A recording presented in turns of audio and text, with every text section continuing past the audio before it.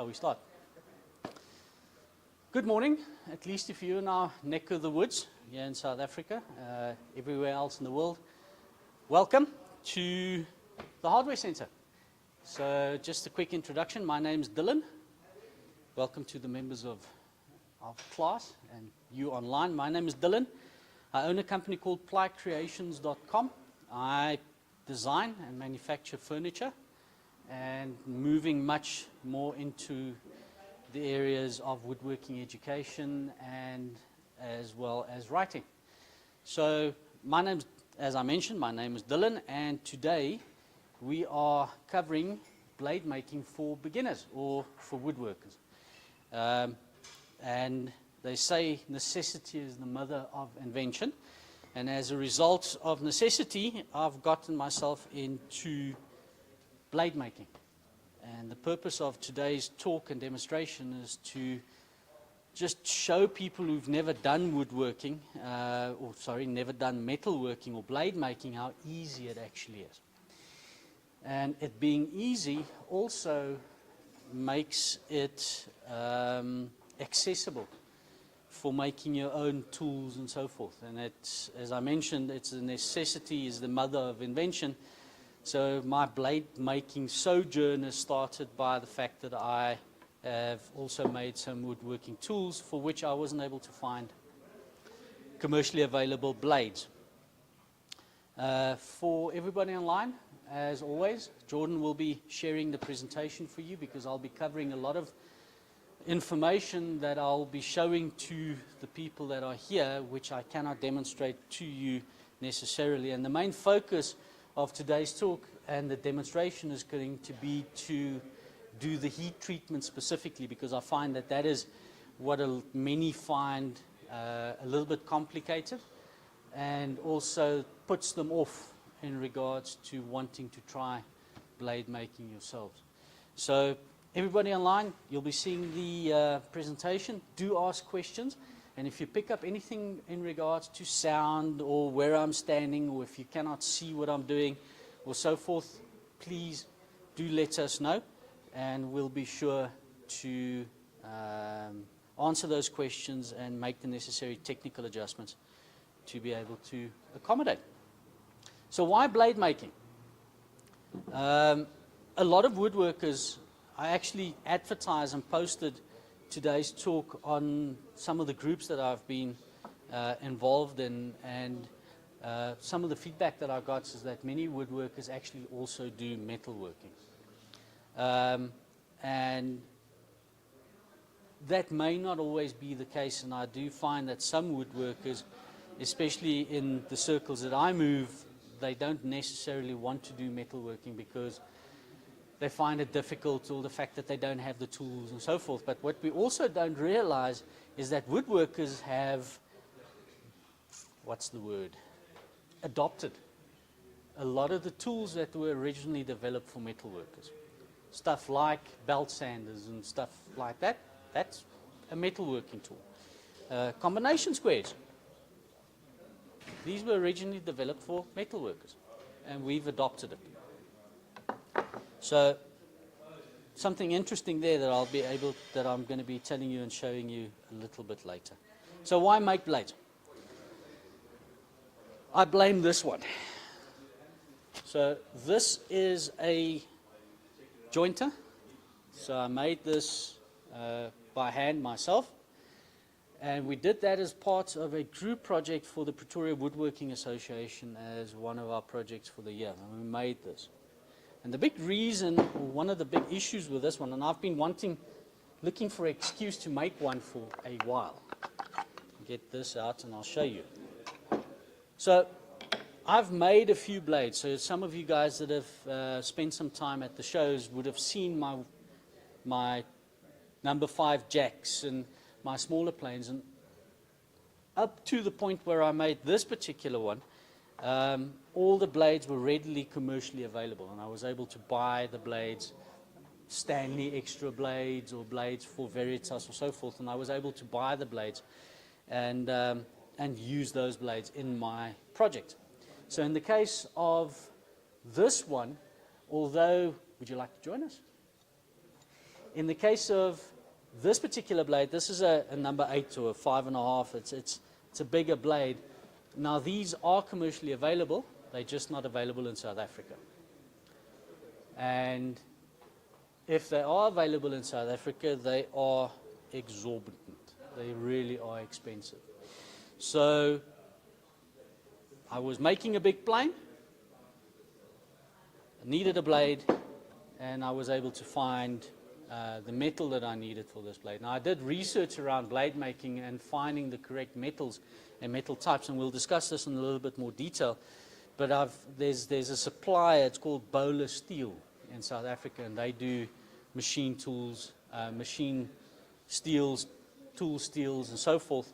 And about 6 or 7 years ago, I contacted them to find out what they had available for us to be able to make blades.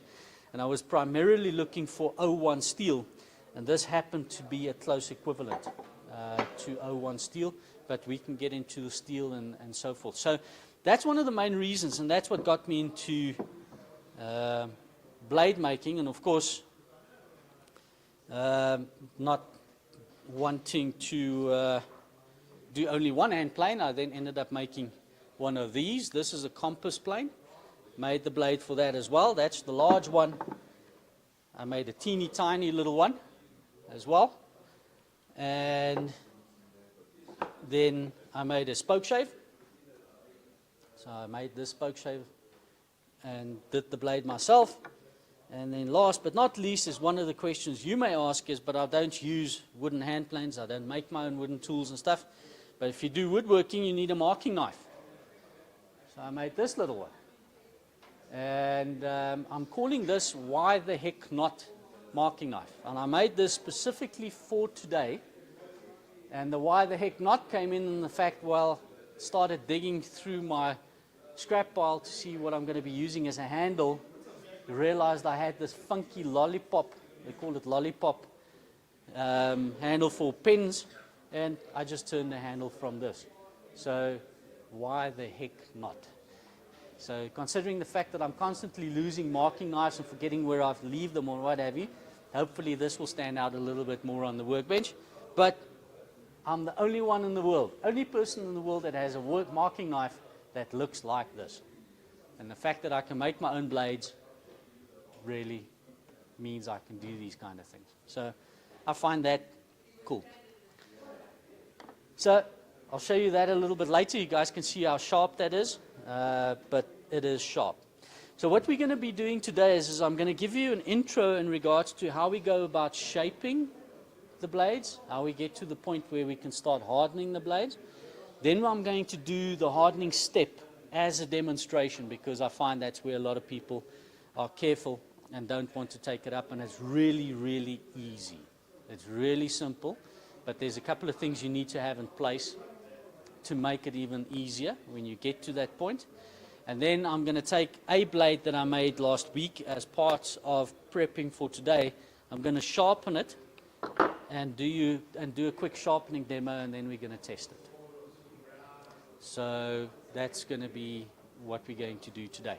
So blade making for woodworkers. So it's much easier than you think, much, much easier than you think. And I'm hoping that to dispel or sort of demystify the black art of making your hand and plain blades. Well, not just plain blades, but any blade you wish to make. Hope to dispel some of it. Considering this one is one of the reasons I got the thinner steel is I managed to get myself into carving as well and doing little figures and so forth, and I want to make my own knives because knives are not readily available in South Africa. So that's another thing I'd like to try and do. So much easier than you think. So today's topics, first of all, we talk about tool steels. Now there's various steels that you can look at to be able to make your own blades, and they readily called either tool steels or knife making steels or so forth. Now, everybody, don't be offended if you make knives, but you can use a lot of the steels that you use to make knives, but they don't always come in these dimensions, first of all. Second of all, they're quite exotic in how they're made. So we're going to talk a little bit about that. Then we're going to have a look at the layout and basic shaping. So I'm going to give you some tips around doing the layouts and basic shaping. You may notice that the blade I'm working on the presentation is for the spoke shape. Then we look at the hardening demo, we consider tempering, and then clean up and sharpening. So that's going to be our curriculum for today. Let's do an intro to safety. So I have now officially, as of last week, set my kitchen alight twice. Okay. The first one was woodworking related. I was making a wax finish, and I managed to set the kitchen alight. Thankfully, I managed to, for no apparent reason other than needing to have it, the week before I set the kitchen alight, I actually got this. So, thankfully. And then I set the kitchen alight again the day before yesterday. My wife has got a cloth over our coffee machine, and I was cooking something on the gas hob, and that was too close to the flame, and I managed to burn a fatlap. And generally that wouldn't be an issue, other than the fact that there was sentimental value attached to that particular one because it came back with her from the Netherlands. So I burnt a Netherlands fatlap. That was a bit of a trouble, but that's the second time. But when working and making blades, you'll have an open flame. So having some form of firefighting solution available to you is a good idea. Also, have it there with you where you are working. Don't leave it mounted on the wall 3 stories up, because you're never going to get to it in time before your house burns down. So you need to have the necessary firefighting tools. Next thing is eye protection. Really important that you protect your eyes. So that's very important. Then gloves. Depends on what you're going to be using to heat up your blade. I found one of these. I don't know how readily they are available, but I got this from Ardendorf's and never seen these before anywhere, and I managed to find these there, and they work an absolute treat because I'm holding the blade there, so I don't even need to wear gloves when I do so. So these are really, really useful. So be careful what you use to grab onto the blade. I do prefer to have something like a vice grip, because that means I don't need to worry about keeping constant pressure and then dropping the blade while I'm working. So it just takes something to worry about out of the whole process. Morning, would you like to join us? Please do. So safety is really important. So remember your PPEs. Don't do it barefoot. Okay? Neither do it in your Crocs, because if you'd like to see a piece of metal melt through a Croc in 2 seconds, you will if you drop it. And then clothing protection. I tend to be a bit heavy on clothes. I've got my safety boots on. You don't necessarily need the safety boots, but at least a closed shoe when you work. Guys, the metal is going to get hot. Really, really hot. So safety equipment, really, really important. Yeah. So, as I mentioned, things will get hot. Something on the back screen. PPE, fire hazard, and have your equipment at hand. So have the stuff close to where you need them while you are working. Also, this is a little bit cluttered, so we'll need to move some of the stuff out of the way when we work, because you don't want stuff lying around and whatever. So that's really, really important. So safety is important. What does PPE stand for? Personal protective equipment. Okay, not everybody knows that. Tool steels. Generally, you need a high carbon steel. So you need a steel that's got lots of carbon in it. Okay, so traditionally, the tool steel of choice has been, now there's been a lot of alloys and a lot of changes in the world of metallurgy, but you want a high carbon steel.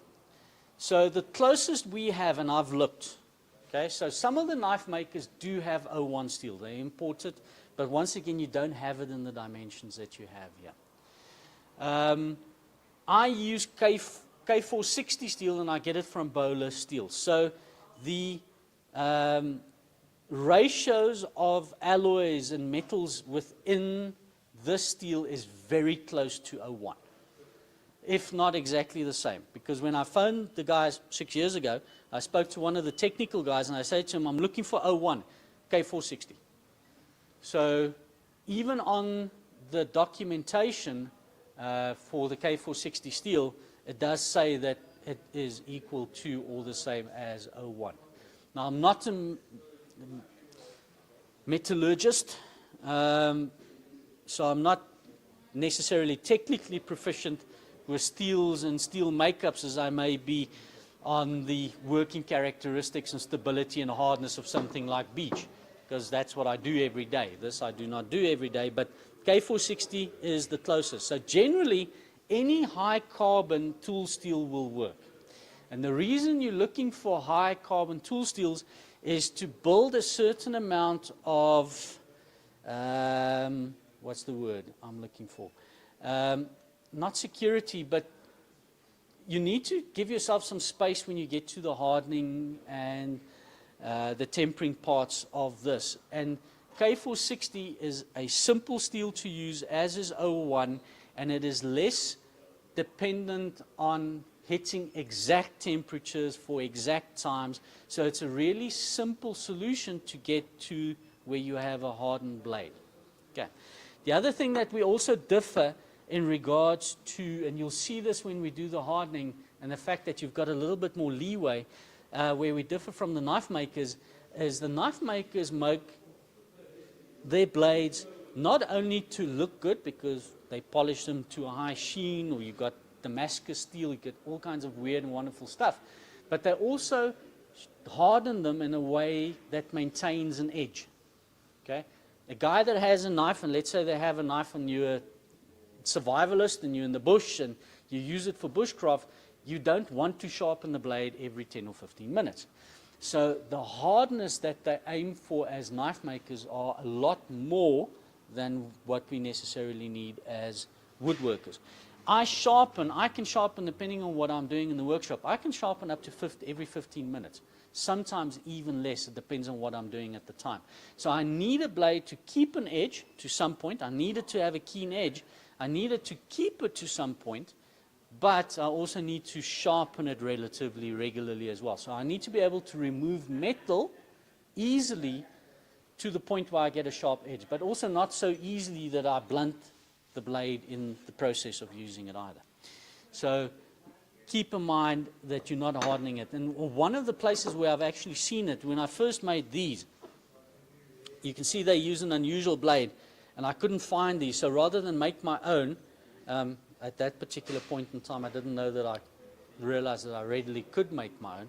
I asked the knife maker to make blades for me, and they were so hard I couldn't sharpen them. Because he sharpened and treated them, he treated them in the same way as one would do a knife blade. So therefore, I really struggled, and I had to have them remade. Okay, avoid the exotics.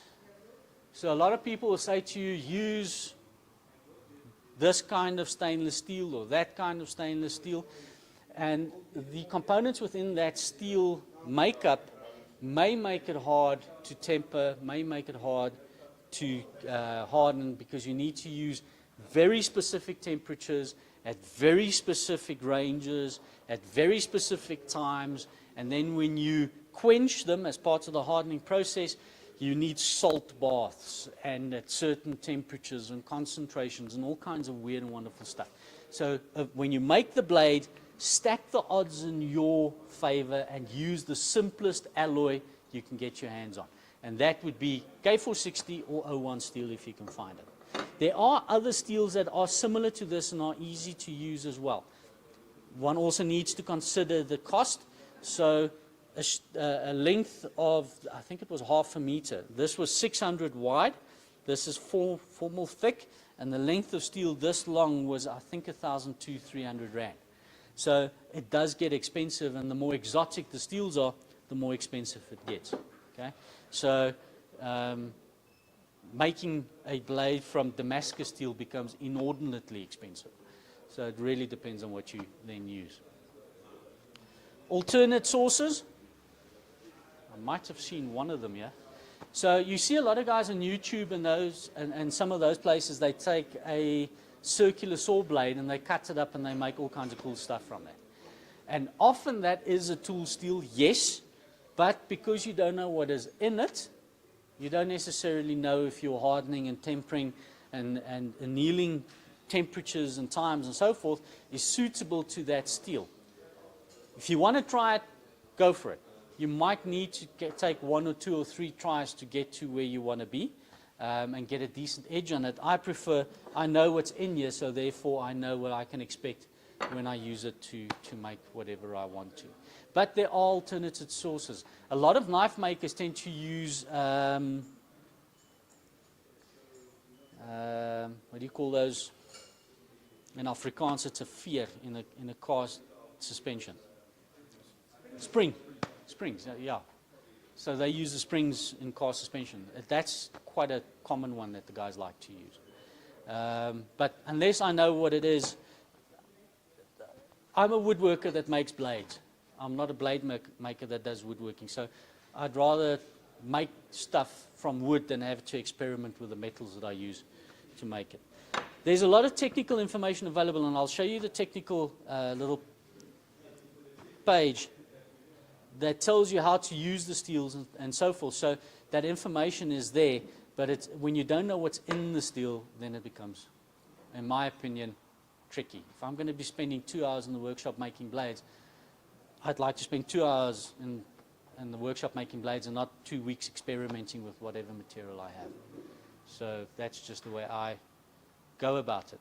So do avoid, you can use some of the exotics, but unless you have the facilities and the furnaces and the temperatures and the quenching materials and so forth, it does get a little bit tricky.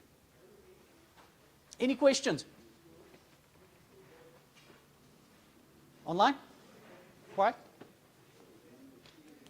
Okay, so layout and shaping. So you've got a few tools that you can use to do the layout and shaping. So you can get bluing liquid at places that sell metal stuff.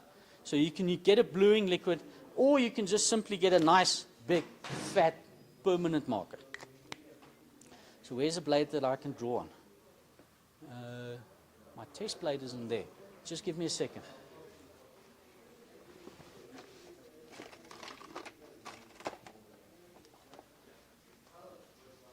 There we go. For a moment there, I had a moment of anxiety because the blade I'm supposed to harden, you'll see it's not finished yet. So all you do is, in the area that you want to make your marks, use one of these guys, and then let that dry. It is a permanent marker, just give it a couple of seconds. Look, if you're going to be making a lot of blades and what have you, it's probably worth getting a bluing liquid, but this works. So, and then you mark where you're going to work.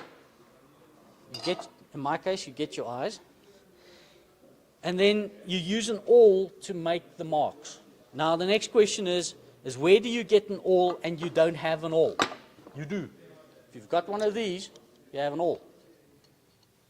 Not necessarily the easiest or most comfortable thing to work with, but most combination squares will have one of these in there. Once again, originally designed for metalworking. And then you make your mark. And I'll send that around and you can see the mark. So, what do you use as a template? An old blade or another blade that you'd like to replace. So you've got the bluing liquid, or you can use a marker. So the art lines are something that we as South Africans are familiar with, whereas internationally in the US and so forth, you may be used to the Sharpies, but it's a permanent marker, same thing. So, and you use a square. So if you need to draw a square line across the surface, Now this, I didn't actually need to cut the sides. I got this to shape already. So you can use, now I put the awl away.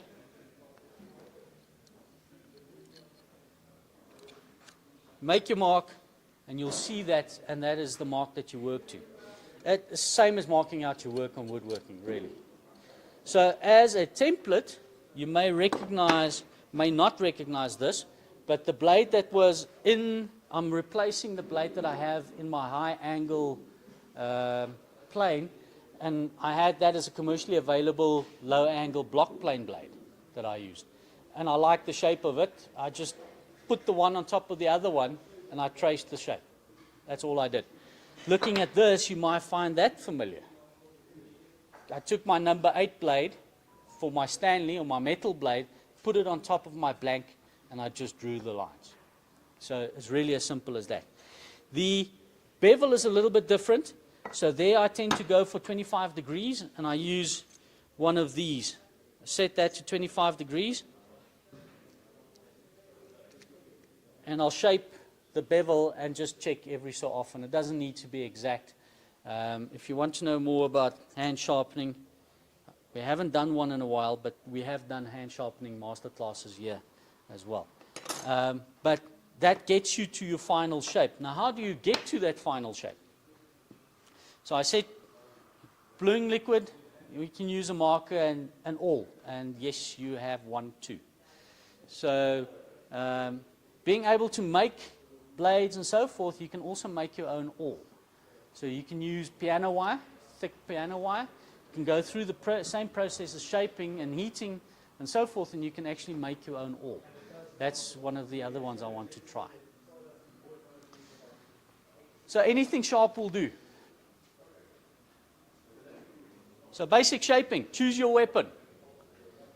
So you have various options. If you are very energetic and of a certain age, or younger than a certain age, you can take to it with a hacksaw and a file. You can get it at the same place. The other option, of course, is a grinder with a grinding wheel on. I have a nice coarse grinding wheel on. I would, however, suggest that if you use any mechanical methods, that you have any holder or any container with some water in. Now, the risk in using a mechanical way to shape a blade, if it has already been sharpened or hardened, tempered, and sharpened, is you will lose the temper. And that's typically if you take a chisel or something and you put it into a grinder or somewhere and you burn it blue. Because you've burnt it blue, you've heated it up, and therefore you've lost the temper. You've lost the work that we've just done. So before you do the hardening and tempering, you don't need to quench it in water all the time to keep it cool so that you lose the temper, but you do need to cool it down so that you don't burn yourself. It gets hot. It gets really, really hot. But also because it gets hot, and somewhere in the back of your head you're telling yourself, oh, I'm not losing the temper, you may tend to go a little bit far and end up burning yourself. So just have some water around to cool it, if you're using a mechanical way to shape the blade. So I've used a combination of belt sanders. I've got a big belt sander that I use. I use a combination of belt sander and grinder. Now, I'm a little bit on the lazy side. So I have coarse wheels that I can use on my grinder, but I also use my grinder to sharpen my turning tools. And I don't feel like going back and forth between wheels on my grinder and then having to balance my grinder, otherwise it walks off the table. So I have my grinder set up to sharpen my my turning tools, so I don't have a very coarse wheel on the grinder. I will sometimes use it to do the final shaping on my bevel, but generally if I do a lot of heavy shaping, I use my belt sander. Do be careful that if you have a big belt sander and you've got a woodworking shop and you've got your dust connection connected to it, do avoid having your dust collection connected to your belt sander at that particular point in time, because you've got a lot of sparks coming off. Those sparks go into your dust collection system, and there's ready flammable stuff inside your dust collection system. So make sure you disconnect it from your dust collection system when you do use it. Okay, so choose your weapon. So you've got the belt sander, you can do it manually. or you can do it on a grinder. It's all possible to do it there. So do it now. So at this particular point in the process, this metal, or if you buy it commercially, it's in an annealed state. So what does annealed mean? Annealed means that it is in a state where it's soft enough for you to readily shape it. Okay? Don't wait until you've hardened it. You'll swear, you'll hate yourself, and you'll learn a few choice words. Do it now because it's in its annealed state. Now you can also anneal metal that you may not know where it's come from, and you put it into an oven at a certain temperature, you keep it there, and that reorganizes the molecules inside. Now, once again, not being a metallurgist, you'll see that I do struggle with that word a little bit. It takes me a second to voice it. But there's structure within metal. Okay? Metal has grain, just like wood. Okay? It's also got stresses and strains because of its manufacturing process on the inside of it. Would you guys like to have a seat? You good? So, please do. Let's bring the chair over.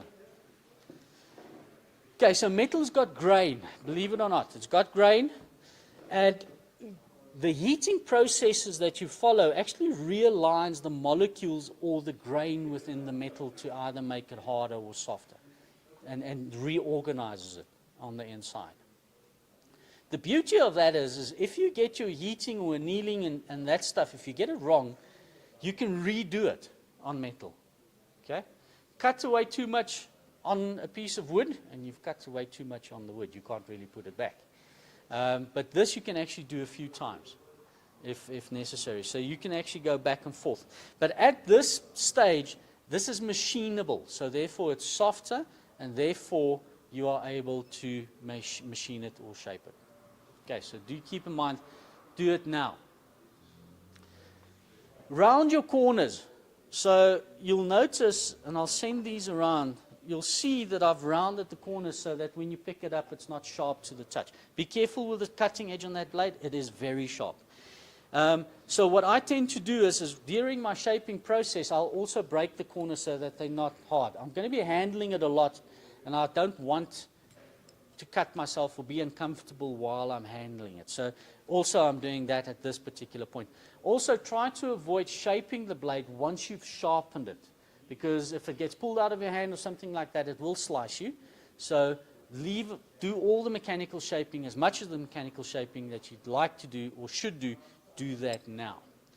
Have water available, I've mentioned that. It's not because you're going to lose the temper, it's going to because you burn yourself. So have water available. Now, don't go all the way.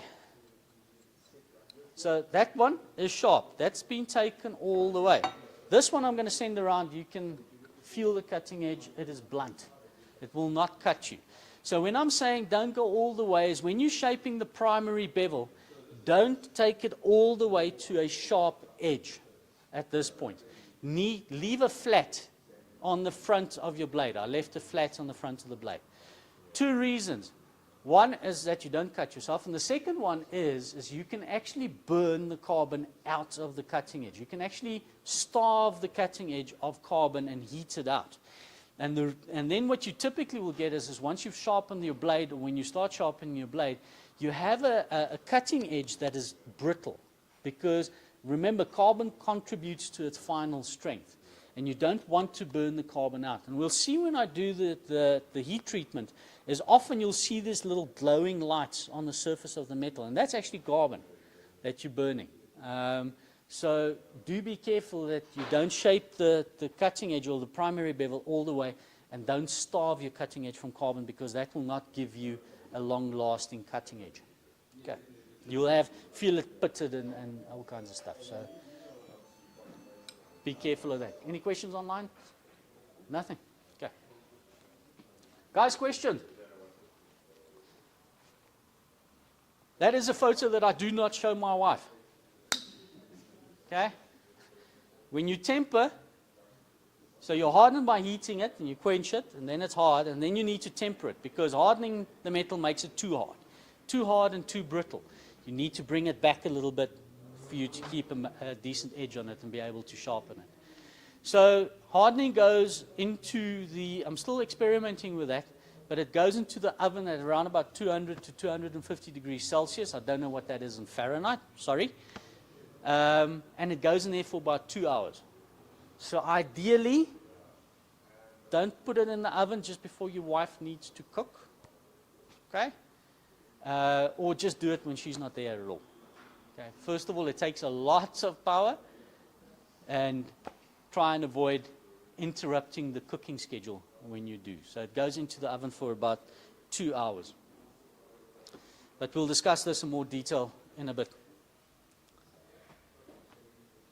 Okay, so you guys may not be able to read all of that. So that is the technical PDF document that I get from the Bowler site. That if you just search K460 steel. And that's your technical. So there's a lot of stuff before it that tells you exactly what's in it, what the metal is used for, what its characteristics are, and so forth. Then later it gives you all kinds of graphs about how it performs under certain conditions and what its strength tests are, and it's very technical. But that's the page we want to have a look at. So you'll see I've put some arrows on the right-hand side, and I mentioned there that the manufacturer knows best. The guy who made it knows best about how to handle and use this. So it gives you some facts. Ready to shape.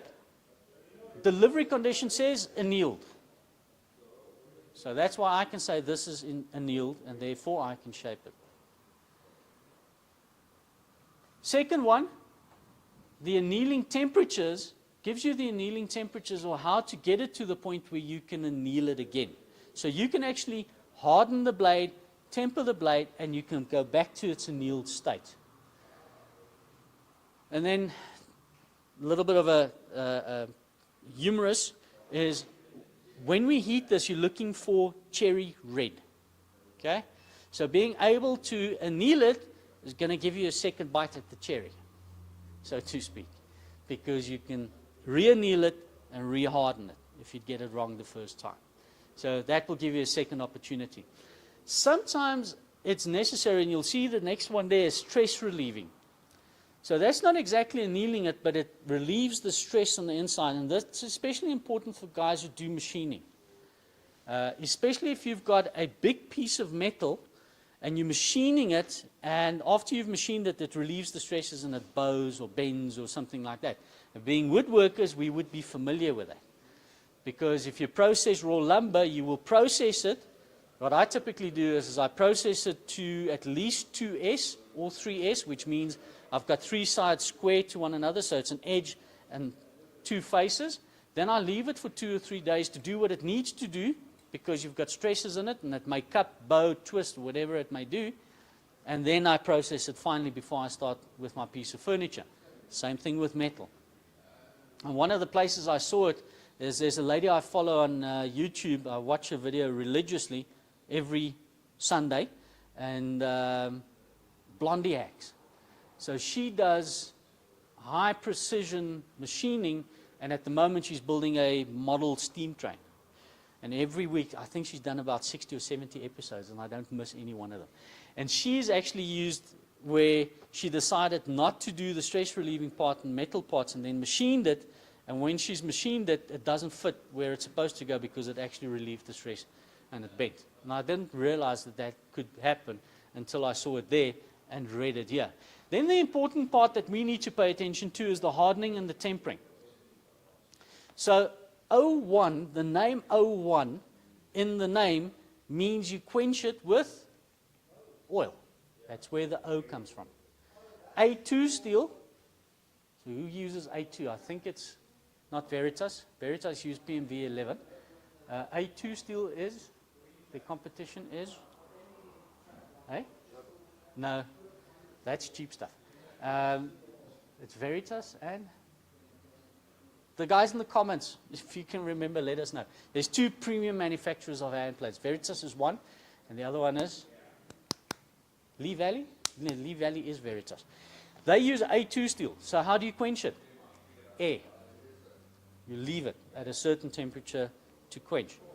And that is part of the hardening process. So sometimes the name gives you some indication of how you handle the steel.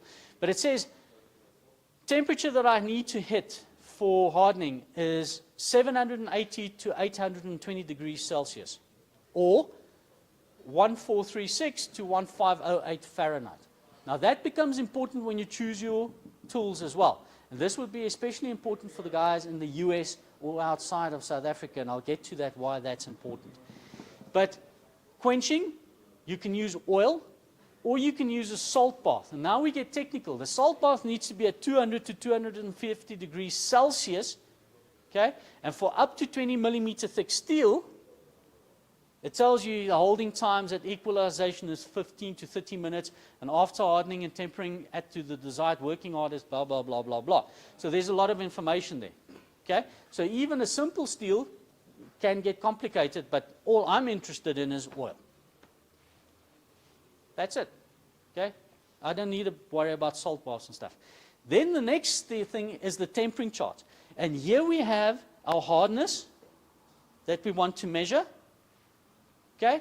And then the temperatures that you need to heat it to, and then it tells you how you do it. How long do you need to hold it at a specific temperature to be able to go through the tempering process? So I find that edge retention and how regularly I need to sharpen it, I'm aiming for anywhere between 58 and 62 hardness. That's what I'm aiming for.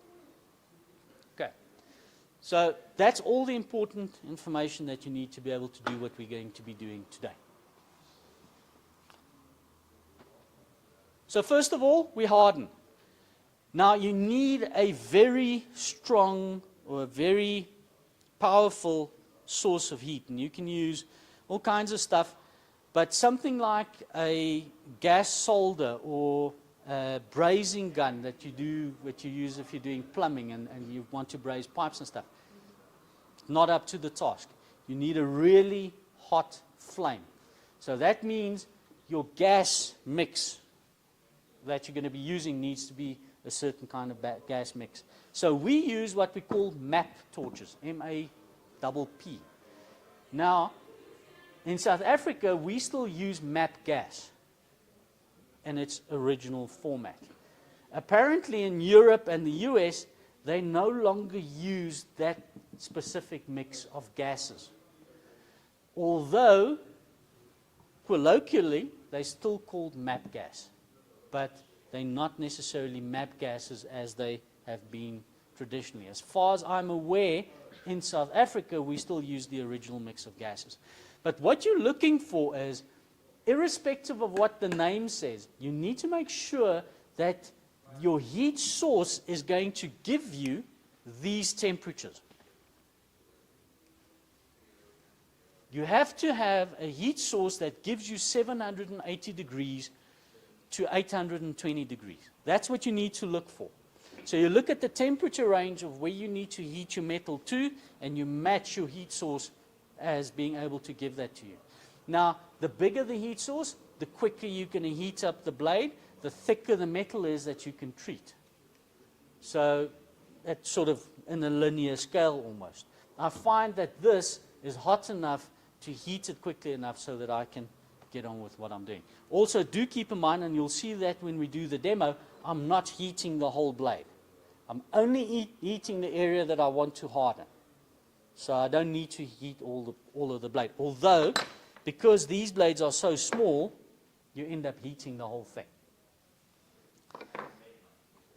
So back to the next. So I got that chart off the internet. And you can see here, you have both approximate temperatures for hardening, but you've got temper colors as well, and temperatures as well, which is quite a useful little graph. So we are trying to hit, what did I say? 780 to 820. So if you look here, 780, there's 760 to 810, 820 ballpark, light cherry or cherry. Okay? Any cooler than that, your red is going to be darker. Any hotter than that, it's going to be lighter in color. Okay. So any temperature here, it's either not going to be hard enough, and any temperature up, you're going to harden it too much and therefore make the metal too brittle. But remember, you can anneal it again, so you can bring it back. And then when we start talking about temperature color or temper colors, you're looking for yellow, brown, or straw colored. And I'll show you photos of what that works like. So we've discussed the map torch temperature, so it doesn't matter what torch you use. As long as you hit the temperature, if it's specified for the temperature, you're good to go. Use a furnace. So one of the things, and that also helps you if you've got a very big piece of metal to do, is you use a furnace to be able to heat it up. Now, if you are a metalworking shop, you may have a furnace. You can just dump it in there and heat it all up. And there, as far as correct me if somebody can correct me, but Bowler Steel, where I get this, they can actually laser cut or water jet cut the metal for you. So if you want to replace, let's say, a Stanley blade, they can actually cut out those shapes and stuff for you, and they can do the tempering for you. So you just specify what you need. Of course, that will come at a cost, but they can do that for you. So I use a furnace. So big can, small can, pop rivets, I've got a furnace. Okay? And what that does is this helps retain the heat so that my metal doesn't lose heat too quickly, so I can get it up to temperature relatively soon. So it's really as simple as that.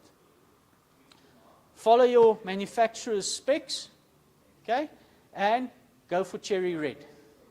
So, guys, okay, what is mauve? Does any of the gentlemen here know what mauve is? Okay, it's a color. Okay? So, but the ladies would know what mauve is. Mauve is what, a dark red, I think. But, so cherry red is cherry red, and if you don't hit cherry red, because as a guy, we don't know what colors are and what they're supposed to look like, don't worry. K460 gives you enough leeway so that ballpark cherry red is going to get you there. And that's why you're stacking the odds in your favor for getting this right. Because K460 and 01 steel and other high carbon tool steels allow you a certain range that you can operate in without getting it horribly wrong. So as long as you hit ballpark, you're good. And that's what makes this much easier than a lot of people might think it is. So we go for cherry red. There's also another way that you can test it that you've actually hit the right temperature. One is using a magnet. The moment your metal loses its magnetism, you're good. So together with the color, so I will heat it until I see it looks like cherry red, then I'll test it, and if it doesn't attract the magnet, I dump, then I quench. And that gives me some idea. So for the technical minded among you, for who cherry red isn't good enough and you want to know the exact temperature, as soon as it loses magnetism, you're good to go. Now, don't do what I did the first time I did a blade. So I was heating this to cherry red, and it was a nice deep cherry red. Luckily, I'm a photographer, so I'm relatively familiar with colors. And I was heating this area here in front of the blade, my cutting edge, and I kept testing in the back. And because I wasn't heating the back, I wasn't losing my magnetism there, so I was overheating the first blade that I did. So when you do test it, okay. The first time we did these blades, or I did any of this, is I mentioned that the guys from the Woodworking Association were making these together. So I got all the equipment together. I bought us the metal, and we came together at my house on a Saturday morning, and we were treating our blades and shaping the blades, and I was showing them how to do it. And I had, one guy was holding the blade, another guy was holding the map torch, and the third guy was the magnet. So we had three guys standing here, heat treating this blade, and as I was getting to the right temperature, I had to tell the guy on my right to move so I can actually get to the oil to quench. So that was quite an experience. It's like 4 or 5 guys together making blades, and that was quite a bit of fun. The next thing is morning. Yeah, no, not a problem at all. Have a seat. So the other way that you test it, and that's after it's cooled down, is you use a file. Now your file is really hard, a metal file is really hard. But this blade will then be harder, and then when you push the file over it, would be like pushing a file over a piece of glass. It just slides off. If you use a metal file on a annealed piece of metal, it will bite. There's some resistance because it removes metal. This will just simply skid over. So if afterwards you want to test it and see if it's hardened, you can do that as well. But that's after the fact. On the quench. Oil. Use the cheap stuff. I've got a 2-liter bottle of Sunfoil cooking oil. Okay? A lot of guys say they like using peanut oil or other oils and so forth. Just use the cheap stuff. Okay? However, don't use motor oil. Try to avoid motor oil because it burns and it will fill your whole workshop or where you're working with that blue stench smoke. So try and avoid the motor oils, okay? Guys, really, cooking oil, and when your wife's not looking, you can do the chips and that as well. Okay, so cooking oil. So back to the quench. Oil, air, we've already had that. We saw that you can use a salt bath, and they also do it cryogenically using liquid nitrogen, okay? Narix, especially the Richter chisels, they do a cold chill on them, and they use very cold temperatures. And there's a lot been written about chisels and so forth, and I can tell you today that the best chisels you are able to buy in South Africa, just for everybody internationally, is we can't really get our hands on the Veritases and the Marples and those in the world. Hands down, the best chisel that you can get your hands on in South Africa today is the Narix Richter chisels. That's their higher level of chisels. Hands down. They keep an edge. You get them incredibly sharp. They hold an edge really, really well, and they're really good chisels. So if you're looking for sets of chisels, you can go there.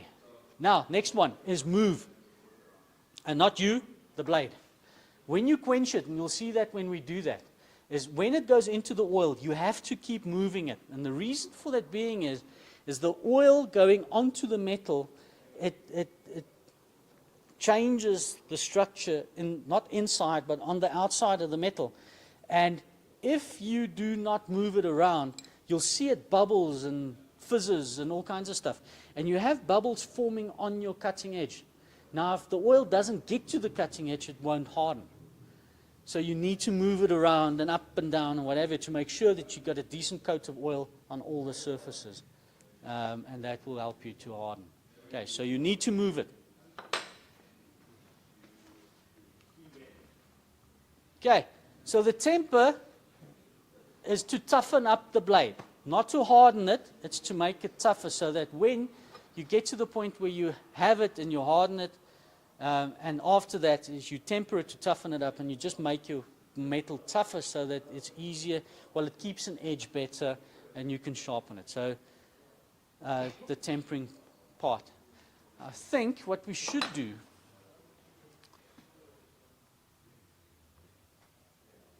so we've got two options. No, go the other way. That's temper. So let's talk about the temperatures and the tempers quickly, and then we'll do the demo, and then we do cleanup and sharpening. Is that okay? Okay. So tempering, so recognize those two blades. Last time you saw them, they were sitting snug in my wife's oven. So that's the same two blades. So that's to toughen up the metal so that it can be sharpened and keeps an edge. We're not done with colors yet. So you'll notice here, in areas here, that you'll notice that there's a nice either blue color or straw colored. Let's see, I've got one here that I haven't cleaned up. You can't see the straw color nicely. What about that one? So I have tempered to blue, and I've tempered to straw color, and I want to see which one of those gives me the better edge retention. So I'm experimenting at this point. So you'll notice this one, once again, is very sharp. I made this blade especially for today. You'll see the back part, the top part of it, is nice and straw colored. Okay? Then if you look at this one, you'll see it's blue. So don't look at the cutting edge. You're looking at, because remember, I didn't heat up the back parts of the blade, so therefore the color stays the normal color until we get to the tempering point.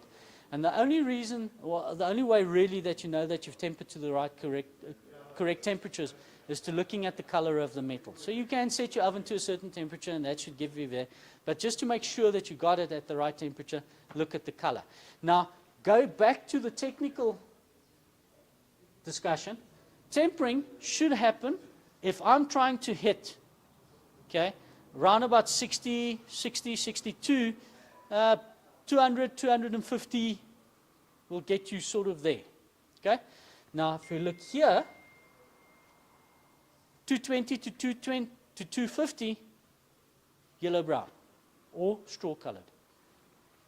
So it all goes together, and that makes the process really, really cool. I was like a kid the first day we did it. I had so much fun. So you can use an oven. Often a lot of people will get those small little ovens that you either get at a second-hand shop or what have you.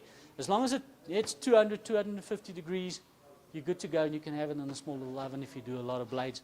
I don't do a lot of blades, so I wait until my wife doesn't work from home, and then I use the oven. Unless I'm having pies for lunch. Okay. So avoid your wife or the cook. A little bit sexist to say your wife does all the cooking in the house, so I've added cook. Okay? Because I cook as well. What I do is I put the blades into the oven, then I switch on the oven so that the blades heat up together with the oven. Then I keep the oven on for about an hour, hour and a half, and then I switch it off and I let everything cool back together. So the tempering process continues all the while the oven is hot. Okay. Roughly 1 to 2 hours. In effect, the moment you've hit straw colored, you should be good. And the thinner the metal is, the quicker you'll get there. Great. So that's tempering. And you can see where I heat treated the cutting edges. There's still a lot of carbon that sits on the top and stuff, and that all gets cleaned up. So, and we'll discuss this when we do the cleaning part, as I found that I love making blades. I hate cleaning them. Okay, so you'll notice that more and more my blades are actually the color that they came out of the oven. It looks nice. I actually want to get some punches and start putting my name and dates on the blade, because that's quite cool. I received an order for a hand plane, a number 5 jack, this week. So I'm building the plane for the customer, and I'm also making his blade. So I'd like to put my initials on the blade. I think that's a nice touch. Okay. Clean and sharpen is going to be the next step. So that is not a handmade blade. Just a nice photo that I took for one of my blog posts. That is a Lubin spoke shave blade. And I wrote a blog post about how you prepare and set up a blade the first time you're trying to use it, because you have to flatten the back, get the primary bevel. So I wrote a blog post, and I just thought that's a cool photo. So for the sake of honesty and clarity,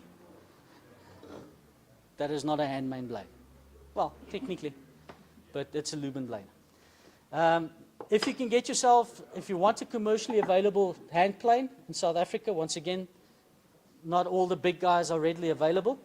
If you can find your hands on a Lubin plane, that's also a good option. Shoba as well. The blades do take a little bit more work, but they make very good blades for the price. There's a few outside, by the way.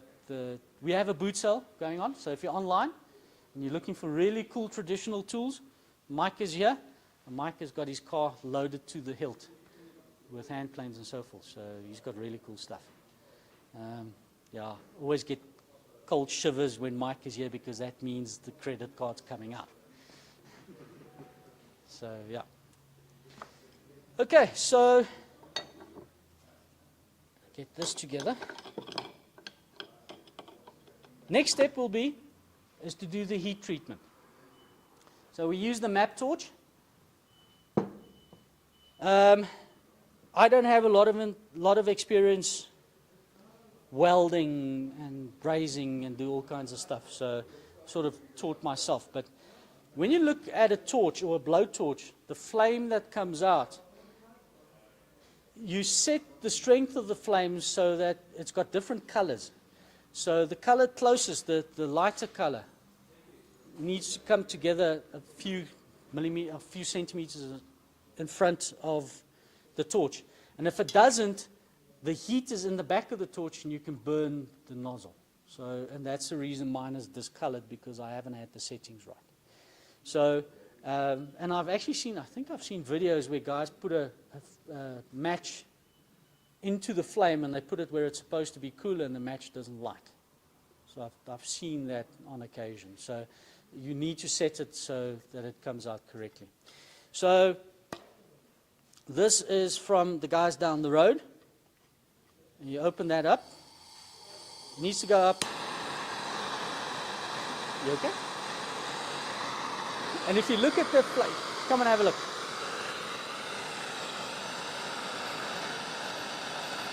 So you see the flame makes a cone. And it's where that cone comes together. That's also going to be where the heat is. So be sure that you keep where the cone comes together on the metal.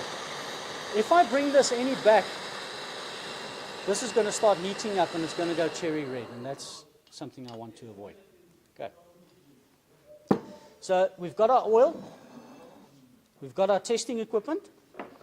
I showed you guys this earlier. Be careful when you use something like a vice grip or something that puts a lot of pressure on your blade. Okay? Remember, it is in its annealed state. So if you put too much pressure on the blade when you grip it, whatever you're gripping with is going to make indentations. Okay? Now, cleaning these up is a pain. Getting the indentations away, much harder work. Okay? Because you need to remove all of the surface to get down far enough to clean it up. So do be careful in doing that. Yeah, setting is okay. So what I do is, because I do the dunking with my right hand, my dominant hand is this one, and then the heating hand is this one. So it's a little bit tricky, and that's probably why we had 3 or 4 guys doing it together when we did. So do be careful that your work area is free of any clutter or anything that can fall and cause you to burn yourself. So we are going to go hot. I'm just trying to figure out, Jordan, where I need to stand so that everybody can see and see.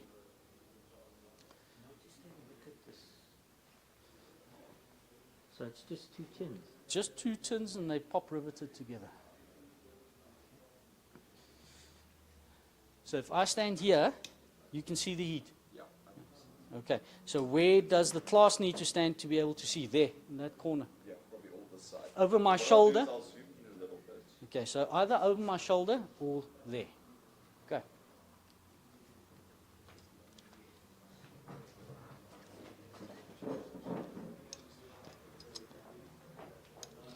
Ideally, one should do this outside, but not having access to the outside, that's not right.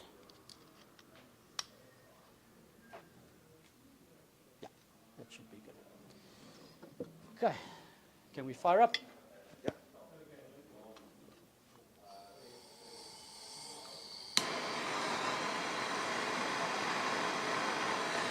Okay, let's go for it. So it doesn't need to be stuck all the way in. And sometimes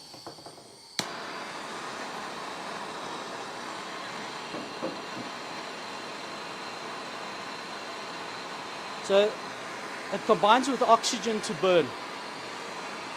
Sometimes if I stick it in or I have it open up too much, it actually blows out the flame.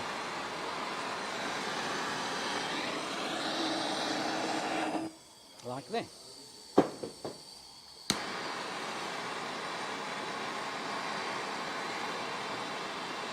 So finding the sweet spot. There we go. Not today. Got another bottle.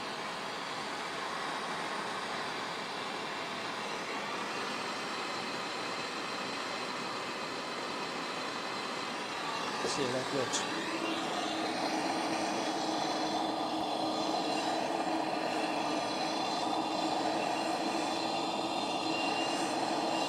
So I'm only focusing on the bottom edge, keeping the flame away so that the hottest part hits the blade.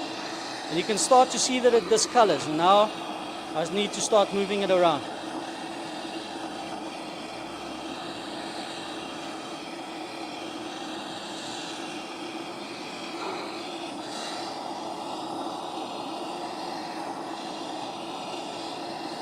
Jordan, my hand is probably in the way, eh?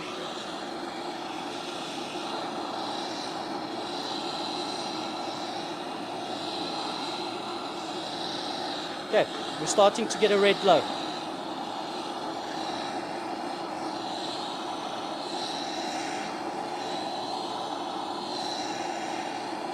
So I like to go past cherry red and then test. So we've got a decent glow.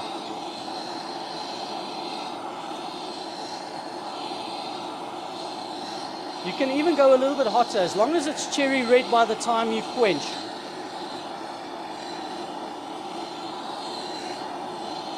So I go slightly past, give me enough time to do the magnet.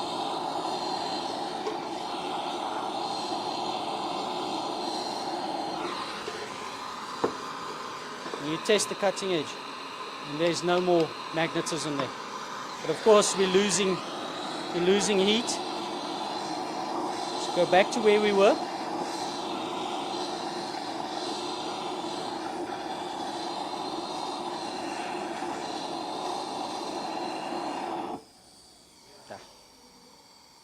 We were there.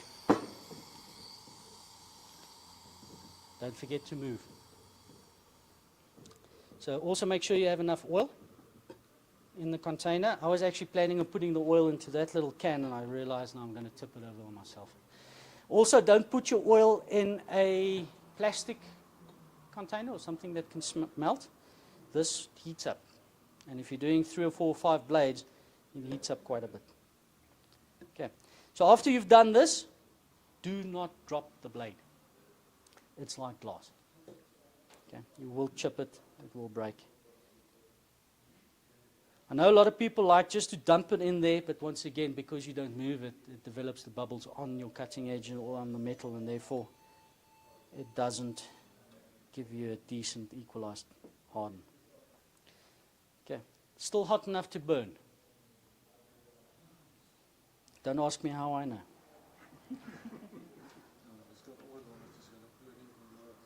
Okay, so you can see here that's now hardened. That isn't yet. So that is the color. You can check your color then when you do the temper there. Because that's now normal color. So that's going to go, that's the part that's going to go red. Okay, if you were wondering, and you can see here, you can have a look when I put it down.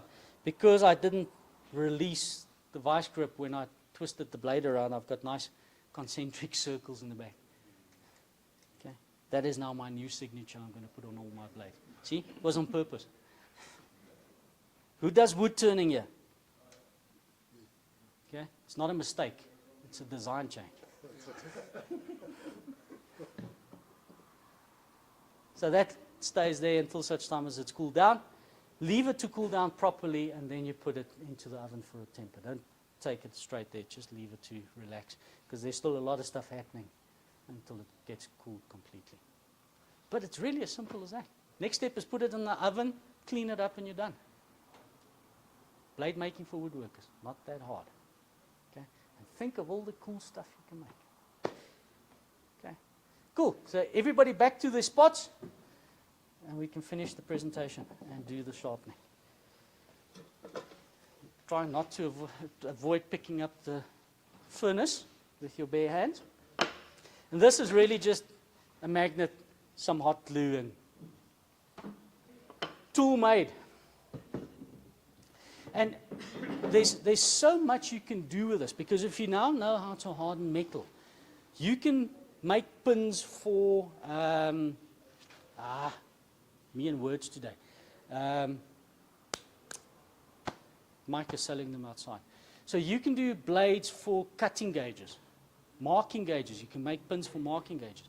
You can treat the metal rods for making your own awls, a marking knife.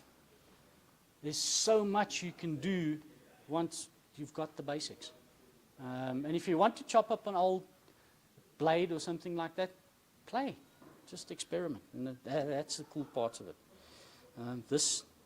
I actually on purpose went for a sheen to the point where you can see yourself, and it reminds some of horror movies and the glint of the knife as the killer comes down the hallway. So clean up. So as I said, you can either clean it up to this. You can clean it up to that point. You can not clean it up. And honestly, I like the look of not cleaning it up. And then when you do the bevel, you get that nice, color. I like that. So then we clean up and sharpen. So how do you clean it up? So sunlight liquid's not going to do it. So you need an abrasive. So sanding paper will do it for you. Try not to start too coarse, because remember, your shine is determined by removing subsequent scratch patterns. And if you're going to start with 40 grip sandpaper, you're going to really, really scratch the metal, and it's going to take you forever to remove it. So I start at around about 280 and go up from there. And I don't go any further to the point where I can see myself, apart from flattening the back. There I want a decent shine on and a decent polish on my blade. So you can use sanding paper. They've got I think it's Klingspor. So clean up or not, it's up to you. Depends on your taste. You can have a nice shiny blade, or you can be a lazy person like I do. I'm more interested on how this works than what it looks like. So I don't particularly do that. You can use sandpaper. Then they've got those Klingspor blocks in the different grits, the 3 different grits they have. They like rubbers. And they've got the different grits, and they work quite well as well. Oil it. It's a high carbon steel. It's not a stainless steel. It's going to rust. So oil it. I always oil all my blades and all my metal planes. I keep them oiled. And how do we do that? Mr. Paul Sellers, rag in a can. So you take a can, you take any rag and put it in.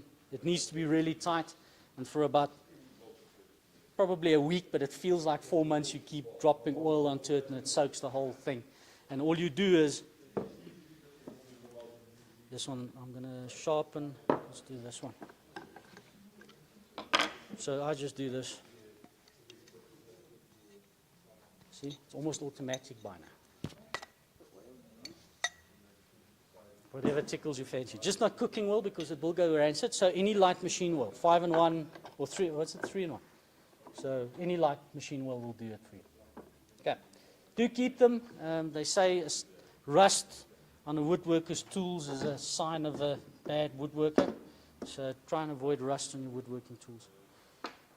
But I use a rag in a can all the time. He uses a rag in a can to put under his plain soles when he works as well. I do not.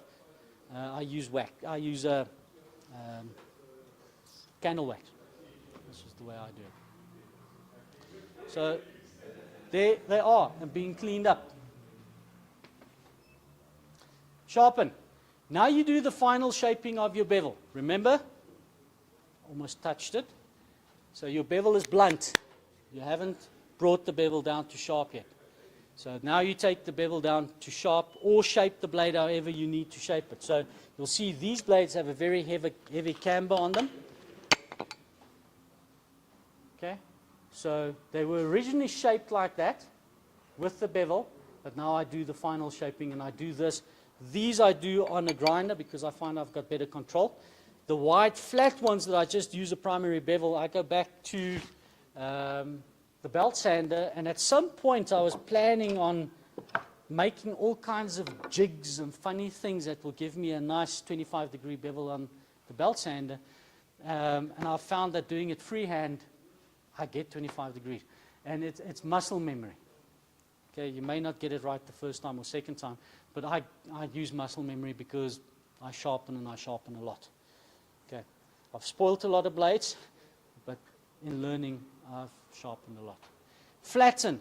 So flattening the back of the blade, as with any sharpening on a blade, is of critical importance. So you need to flatten the back, because remember, you've got two edges that meet one another, and the cleaner the meeting point is, or where they come together, the sharper your blade is going to be. So flatten the back. Because you are heat treating them, especially, it's a good idea to flatten the back, because the thinner your metal is that you're using, the more opportunity it has to warp. So the thicker it is, the flatter it's going to stay. And some of these thicker blades I flattened in 5 minutes. Okay? This one is a small piece of metal, and it is thin. It took me about an hour and a half at the stones to get it flat and to get the bevel shaped. Okay? I shaped the primary bevels on the grinder and botched it up horribly, and I ended up shaping the final bevel on the stones, on my sharpening stones. So this took me a while. But the thinner the blade is, for instance these, on the spoke shapes, because they're so thin and long, they warped. They really, really warped. So it took me a long time to get them flat. So it's really important to flatten them. And the thinner the blade is, the more it's going to warp. And then sharpen to taste. In my case, sharpen to taste is sharpen enough to either cut a piece of paper or take off your hair. Sometimes when I do a lot of sharpening, I have no hair here because I'm constantly testing my blades. So I actually made two blades for, well, apart from the marking knife, I made two blades for today specifically.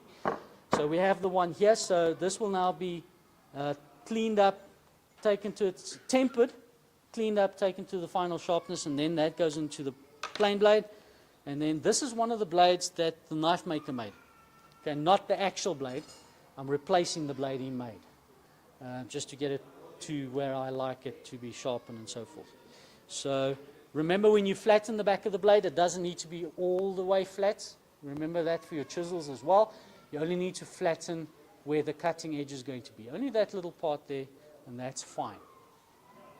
For instance, while I was flattening this, you may still see it. On this very corner there, you can see it's not flat. There's still marks, grind marks there.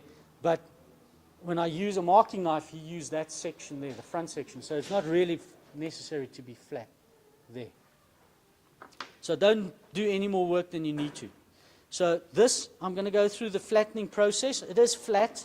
I'm just going to show you how I do it. And then I'm going to sharpen it. We're going to put it into a piece of wood. No, put it into the plane and then plane the piece of wood. So my sharpening station is there. Could you? Thanks.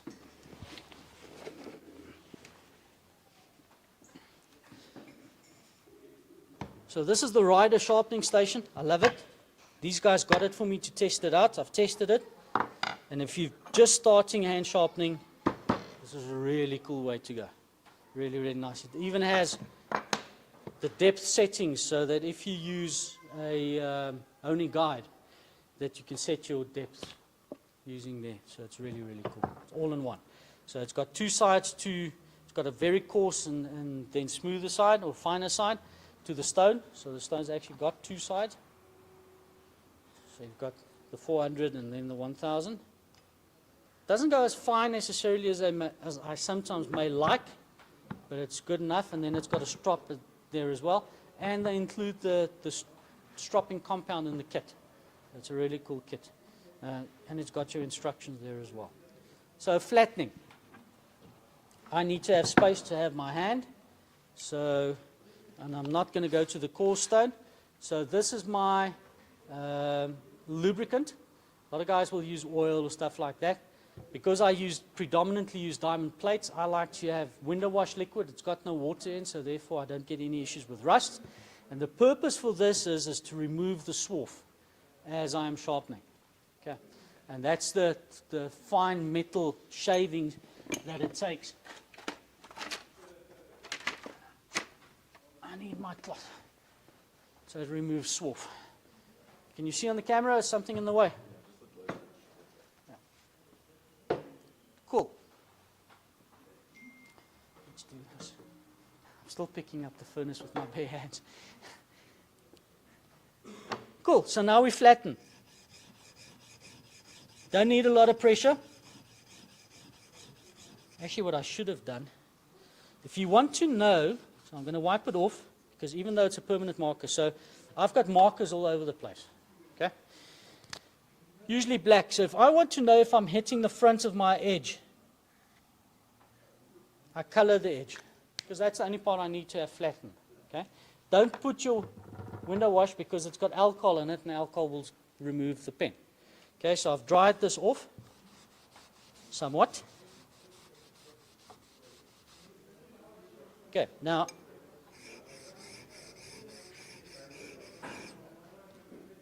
you can see I'm starting to remove the pen.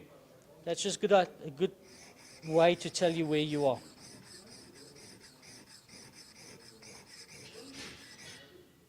And it's gone. That means I'm all the way up to the edge. And if I feel the edge, I can feel a burr. So if I drag my finger perpendicularly, not along the edge, because we don't have plasters, okay, you'll feel that there's a very slight burr. I'm giving it to you with a sharp end pointing towards you. That is bad style. So if you rub your finger along the primary bevel, no, other way. That, yeah. There's a very thin wire. That means I'm removing metal at the cutting edge, and it's rolling over. It's very fine. You won't see it. Sometimes you can in the right light, but you won't easily see it.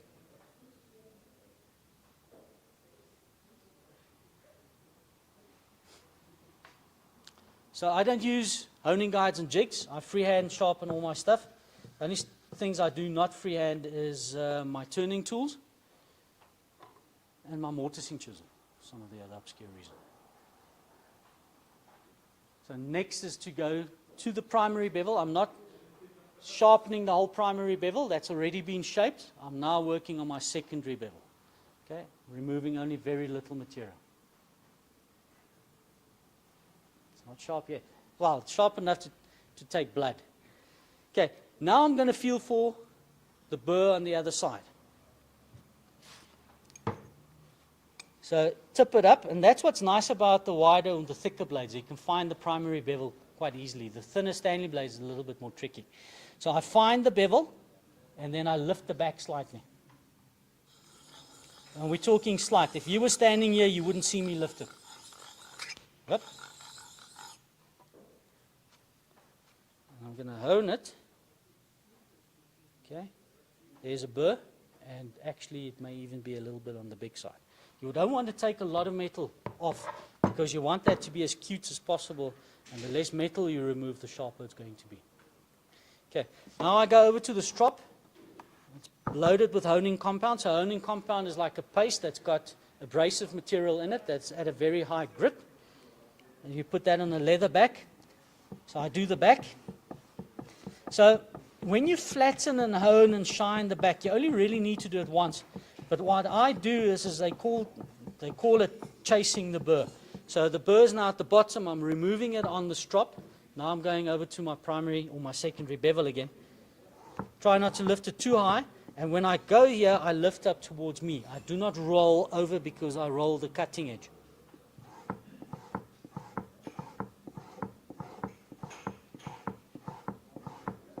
About 15, 20 times. Okay, go back to the bottom again. And remember, the reason this stuff is blue when it comes out of the bag. And the reason why it's so dark is because it removes metal.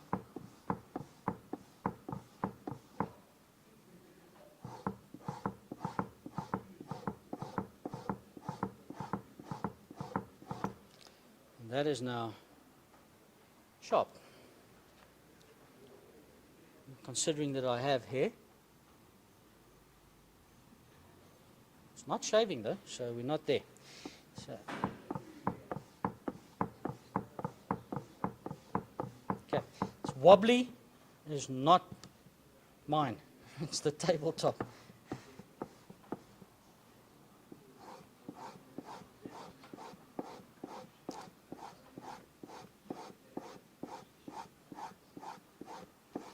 Okay, into the plane, and then we can plane some wood. So I'm going to take that out of the way. Some may think that this is a workbench. It's not a proper workbench. Where's my test wood? Here we go. So testing sharpness is, this could sometimes be a little bit difficult for people to compute. Is when I test sharpness, I use pine or any softwood. Because the cleaner the cut on a softwood is, the sharper your blade is. So if you want to know if you sharpen a blade properly, use a softwood, because it provides less resistance to the blade than a hardwood would. Okay? So therefore, it's not as easy to cut. So that gives you a very good idea of how sharp your blade is. Just as proof, I'm going to do some red oak as well, and you can feel the surface for yourselves, and then you can tell me if it's sharp. So mount that in.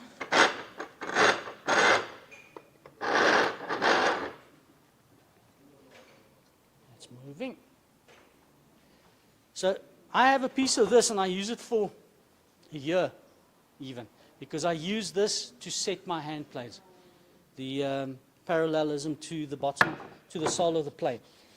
So then install. I now officially have more wooden hand planes than I have metal hand planes. And the cool thing is I've made them all. That's the nice thing. This is a Japanese plane setting hammer. I think I might have too much protrusion. So I'm feeling the cutting edge. I'm constantly feeling the cutting edge. So I know how far it's protruding, as well as if it's parallel to the sole. So let's just do, okay, no protrusion.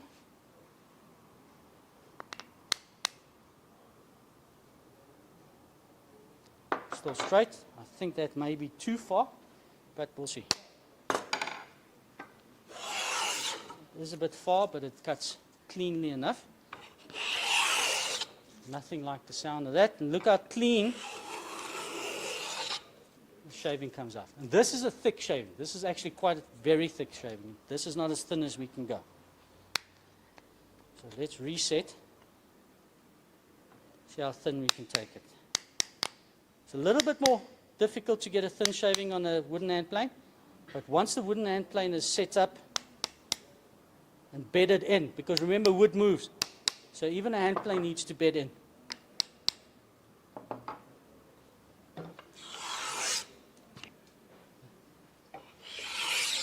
It's just nothing like it. Thin shavings. Okay, I'm going to send this over. And that's a homemade DIY blade. The only thing that was bought was the metal. Feel that surface. And then people ask me why I don't sand. Cannot get that finish on a sander. There's just no way. Okay. Now, here I'm actually planing against the grain. So I'm probably going to rue doing this, but if a blade is sharp enough even, you can sometimes go against the grain and not get tear out. I'm not that lucky today. So this is red oak.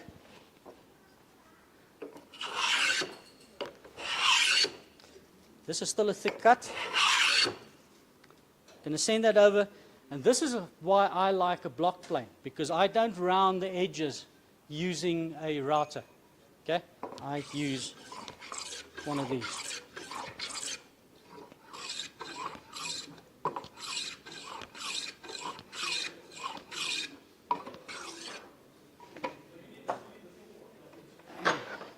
Have a look at that. And that's it. That's a homemade blade. Homemade blade, homemade hand plane. That's nice.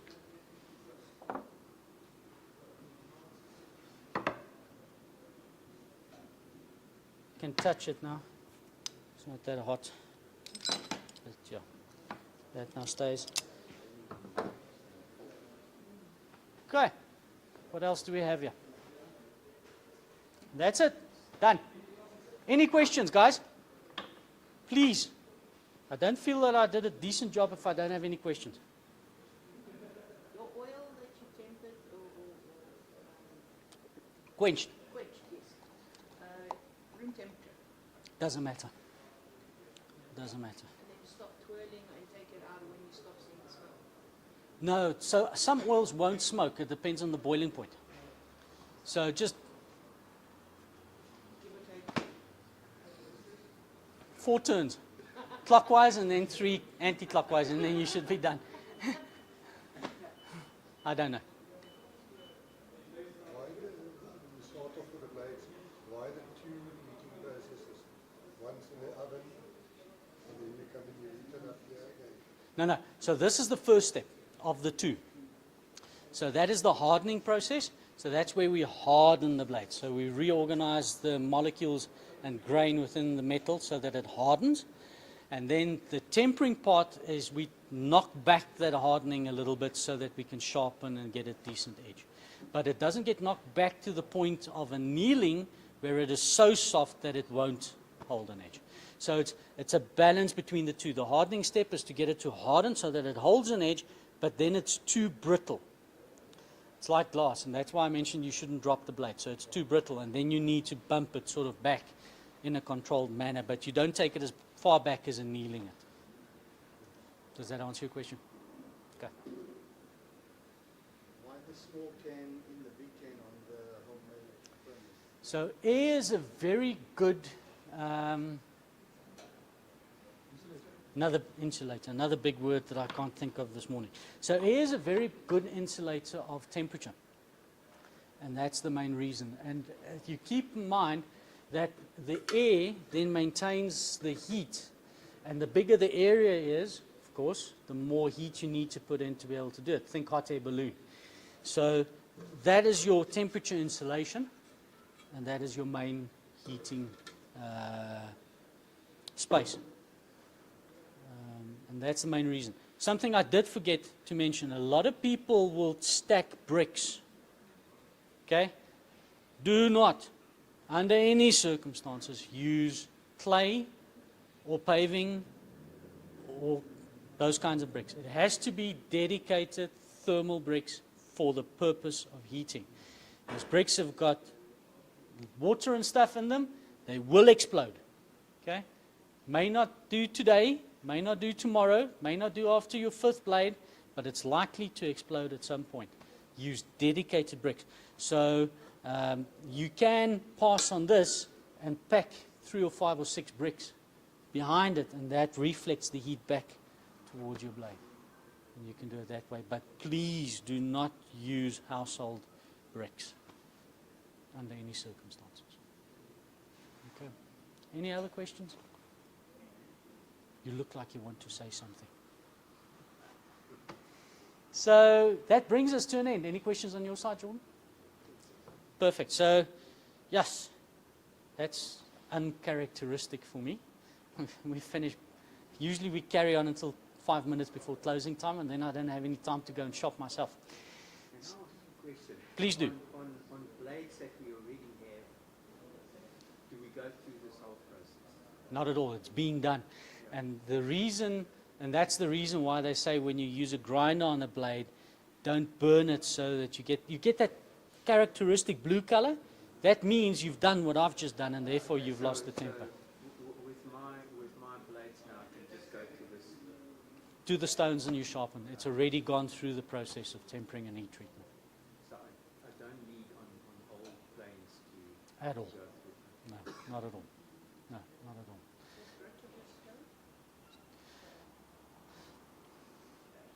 So, stone grit is so they put an abrasive on. In this case, it would be diamonds.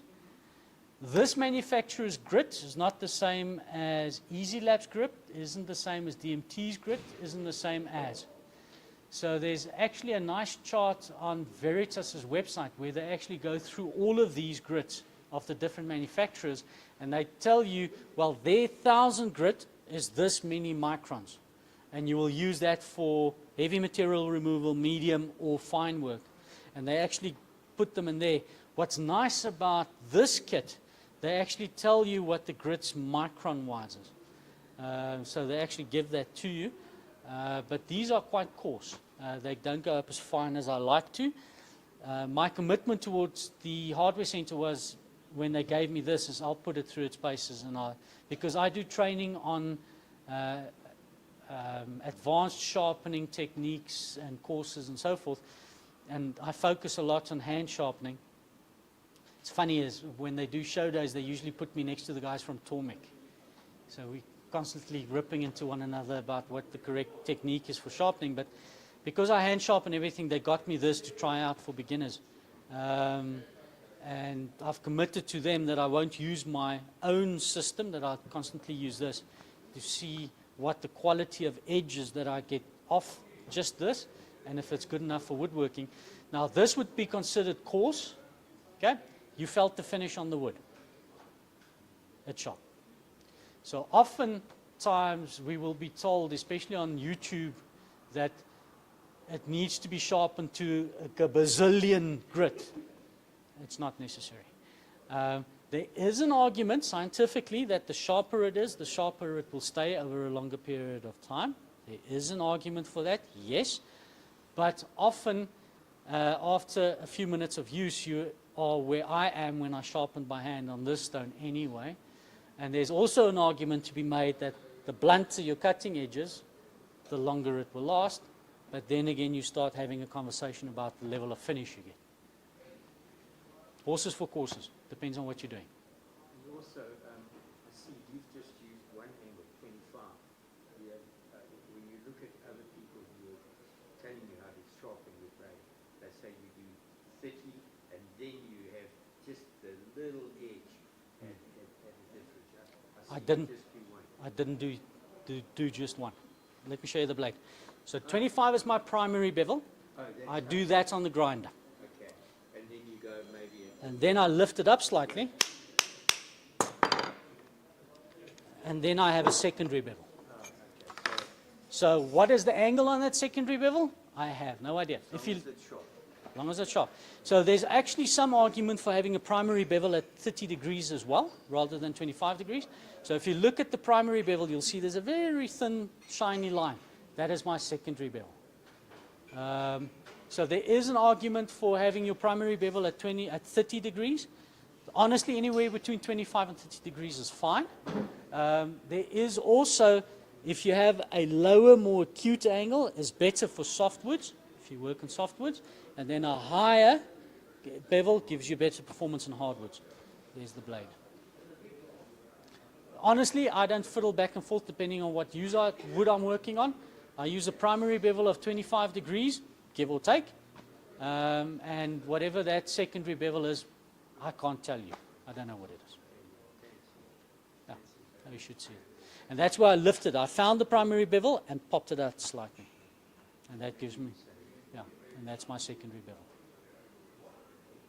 So for beginners, that will obviously be trial and error in terms of obtaining your secondary bevel. Say again? For beginners, that will be trial and error in terms of. If you're doing hand sharpening, so if you use something like this, and I'll send it over, you'll see there's one. So there's planes on this side, chisels on that side, and it uses, and I'll show you the little guide now, and it shows you where your secondary bevel can be, and it allows you to adjust it. So if you're using, as a beginner, you're using a honing guide, you do that. And then you get it consistently.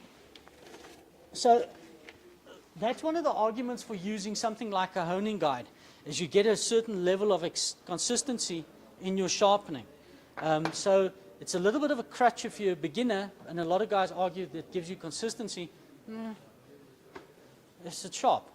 And what I tend to do is, as I sharpen, my secondary bevels get steeper and steeper and steeper and steeper, simply because of my body mechanics. Okay? And now I'm holding it up the same way I did yesterday. Now I'm not getting a burr, so I decide, screw it, I'm going to lift it even more so that I get a burr, so my secondary bevels tend to get steeper and steeper and steeper. Once it's at the point where it's too steep, I go back to the grinder, I reform my primary bevel, and I start from scratch. But if you're using something like this, honing guide like this, so I'll demonstrate as soon as it comes back around. So this is just the simple Eclipse honing guides that you get. Some of them are not as good quality as they used to be. I don't know if Mike's got the decent stuff, but the protrusion of your blade from the front of this gives you the angle at which you are sharpening it. Who watches, what's his name, Dennis? His channel on YouTube is called Hooked on Wood. And he does a series that China Tools, where he gets the tools from Banggood. Hongdui, he's a big fan of Hongdui. Hongdui has just released a honing guide kit that blows even my mind.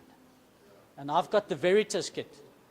This Hongdui kit is on a different level. It's really cool. I wouldn't mind getting my hands on one of those. Maybe I should put in. So my wife never knows what to get for me for Christmas and my birthday. So I give her a shopping list. So I know what I get. It's even gotten to the point where I've walked in the shop here and they had something on the shelf which I wanted, and I said to her, I want this for Christmas, can I buy it? Then I buy it, take it home, give it to her, and that's the last time I see it. Can you wait that long? So that's the last time I see it. So maybe I should just give her the link to the new sharpening, to the honing guide. You know, when you come in here, you want something to buy it, you want to use it. That's it. Yeah? Yeah, I've been known to buy stuff and hide it under the workbench. Yeah. Until I get a tax refund, and then I take it and I said, look honey, look what I bought. So for everybody online, thank you for joining us. We are in Randburg. If next time you want to come around, even for the guys overseas, we'll feed you lots of red meat and hold a barbecue. I'm sure we can organize that. But as always, thank you for coming around. Thank you for joining us. It will be recorded if there's anything you'd like to have a look at. And you know where the guys at the Hardware Center is. If you have any questions or need my contact details, my website is www.plycreations.com, or ask the guys here, and I'm sure